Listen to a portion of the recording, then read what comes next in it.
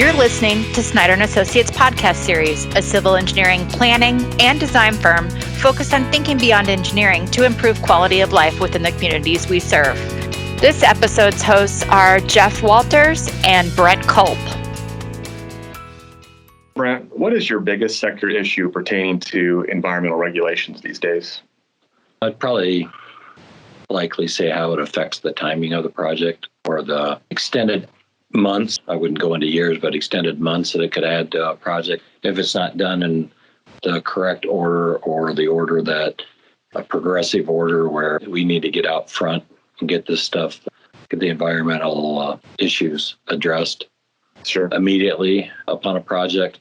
Understand it during the scoping that if the project's going to have any environmental issues, that's usually, when you always come into play and running by a site and doing a windshield survey or see what we got, any issues, concerns that we might have on a site. So get that into the scope and then work from there on getting the tasks accomplished in a timely manner. Sure.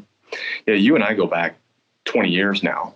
At least, yeah. I think one of the first projects we had was Diamond Hills here in town. Yeah, that was at least 20 years. Yeah, we had wetland delineation out there, and that was the start of our relationship, even before me working at Snyder. So things really haven't changed a whole lot in that 20 years, except I think you and I and the development business unit have really coalesced and tied together a much better process so that we're not always doing environmental work either in a silo or in the 11th hour. You guys understand that if we get in early, get in often, we can help reduce impacts, reduce the time that you mentioned to make sure that our clients are getting that project done on time and hopefully under budget, or the schedule isn't delayed so much that it has to push them into another construction year. Yeah, that's correct. A lot of times it's not just the length it takes to do an assessment, it's the time of the year that you got to hit. And, it can be winter for the wetlands and stuff. I think a successful project would be the project we had in Urbandale. I don't know if you recall that one, where we had a storm sewer system outletting into an intermittent stream. And the owner was out there, and the EPA guy from Kansas City was up. I think he was looking to nail him on that specific item. He questioned the owner at that time. The owner just happened to have our 404 permit available, really saved that project. So that's a project that really helped me understand the importance of what's needed on the environmental side for every project that we get involved with. Yeah, definitely dotting the I's and crossing the T's early on so that the clients have that correct documentation in hand is very important for exactly that reason. You just don't know when a regulator may come out to the site and start asking questions. And for us, it's really about protecting that client more than anything else, because if a project fails on the environmental side, we're not doing that client a good justice. I think every year it gets more and more acceptable as a practice of something that's just not a good idea anymore. It's pretty much what has to be done. So what are some common environmental hurdles that you and your clients work through these days?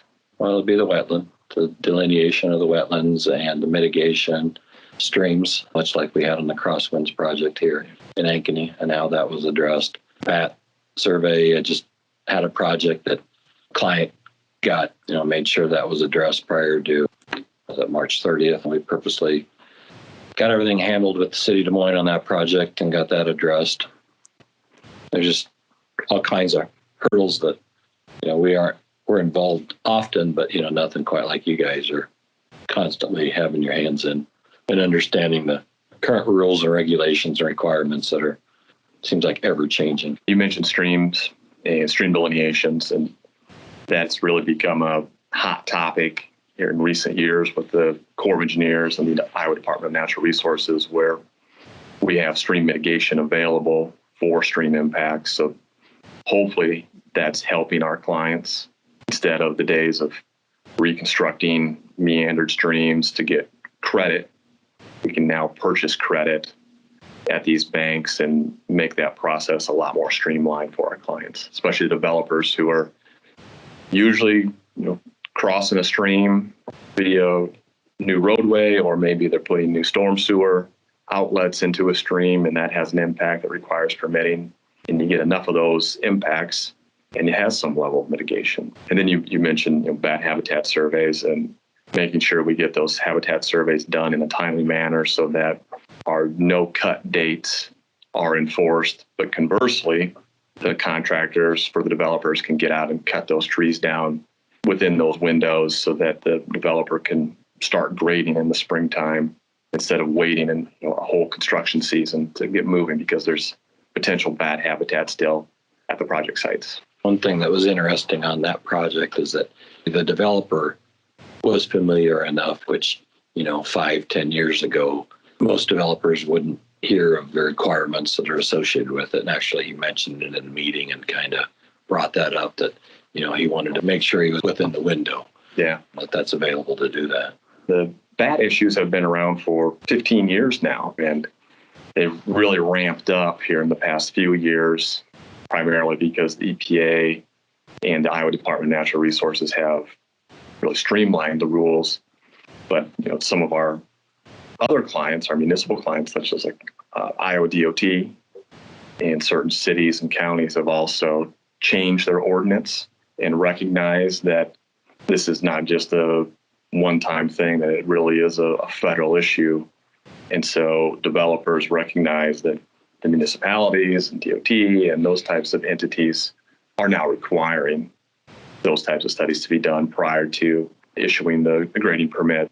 So as an environmental business unit here at Snyder, how can we support your clients and projects? Early on, understanding and allowing us to establish a scope of services that we're able to present with the estimated fee on what it would be to accomplish these tasks. And then once we receive notice to proceed, getting out there and just getting the work done and helping the client understand that there are certain times of the year that you can't do wetland delineation and got a specific schedule that's required and list of requirements to accomplish your tasks. Right. Yeah, sometimes we forget that these developers are getting permissions from cities or counties, and the cities and counties have a schedule to abide by as well.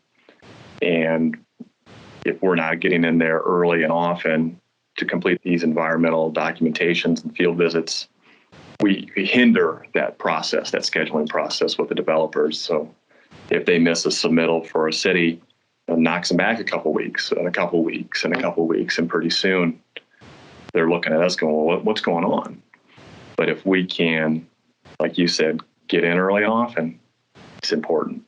And yeah, it helps. absolutely. And, we still have those 11th hour fire drills every once in a while, and we do everything we can to accommodate the developer to make sure that prior to them moving dirt and pushing down trees, that they have the required environmental documentation that's needed to get their project approved. What are some foreseeable changes that you anticipate with your clients as we move forward? I would think just clients, it's not, my clients anymore just aren't the good old boys.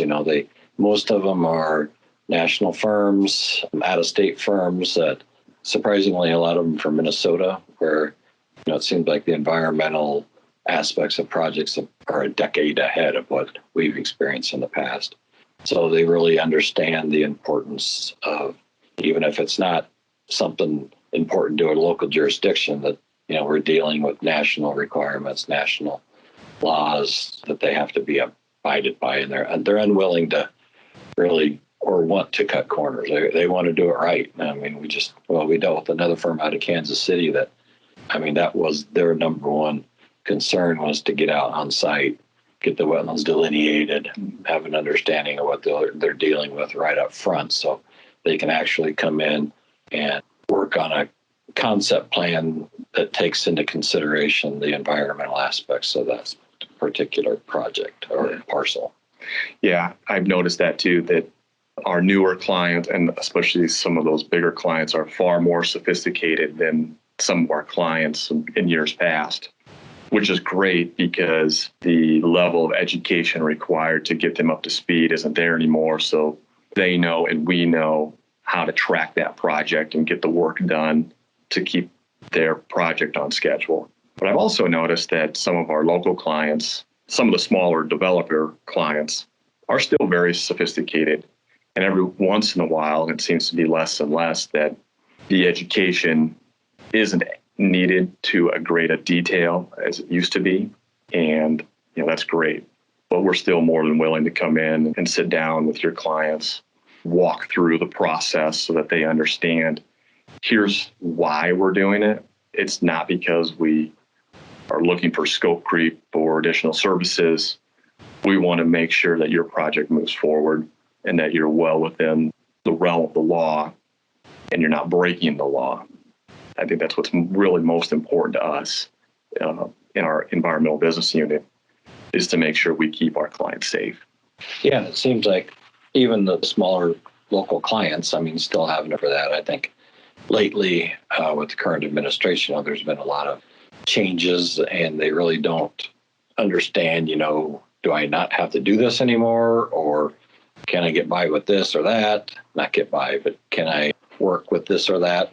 A lot of it's just really kind of trying to interpret current administration's changes or modifications to Clean Water Act and EPA requirements and all that too, which is helpful, which you've helped me with on current projects. Yeah, and that's something that we keep up on constantly. We're always reviewing proposed and current law, newly issued law, especially as it pertains to acts like the Clean Water Act, Endangered Species Act, Clean Air Act. Those change every couple of years, and they change with the administration at the federal level. And some of our state laws change every few years too, to a lesser extent. So making sure that we're current and understand those laws and have the relationships with the regulators like the Corps of Engineers, Iowa Department of Natural Resources, EPA, U.S. Fish and Wildlife Service, and others. So having those great relationships with those entities really helps us to help you and your client move the project along. So that if a potential project is in jeopardy because of a rule, well, we can explain, here's how we get through it. Here's the route to get through it with the least amount of impact to your project, and ultimately get you across the finish line as quickly as possible. Yeah, I appreciate that. So any other final thoughts before we leave? Not really. Just got other projects that have come in recently we need to sit down and talk about. Yeah, I got one right behind you. So after we're done here, we'll take a look at that and continue on, I guess. All right. Well, Brent, I appreciate your time. Anytime. Thank you. Thank you for listening to Snyder Associates podcast series, a civil engineering, planning, and design firm focused on thinking beyond engineering to improve quality of life within the communities we serve. Find content related to this episode on Snyder-Associates.com.